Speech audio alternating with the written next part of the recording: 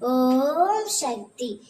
என் அன்பு தங்கமே, நீ மிகவும் நேசித்து விரும்பிய ஓர் உறவால் இப்பொழுது மனமுடைந்து இருக்கின்றாயா? கவலை கொள்ளாதே. உன்னுடைய இந்த நிலைமை கண்டு நான் எப்படி அமைதியாக இருப்பேன்?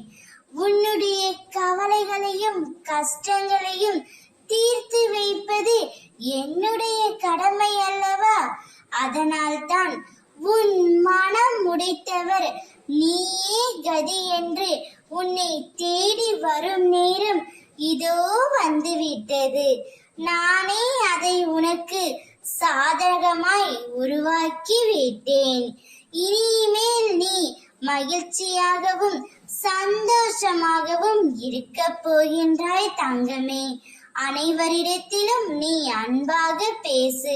யாரோ ஒருவர் உன்னை வெறுத்து விட்டார், உதறிவிட்டார் என்பதற்காக நீ எல்லோரிடத்திலும் அந்த கோபத்தை வெளிப்படுத்துவது நியாயமா தங்கமே?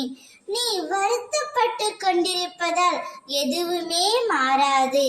நம்பிக்கையோடு கம்பீரமாக உன் குறிக்கோள் என்னவோ அதை நோக்கி நீ செல்.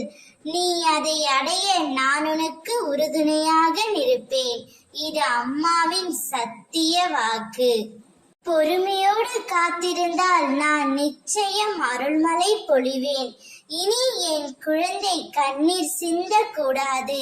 உன்னுடைய விருப்பங்கள், ஆசைகள், கனவுகள் அனைத்துமே நிறைவேற போகின்றது.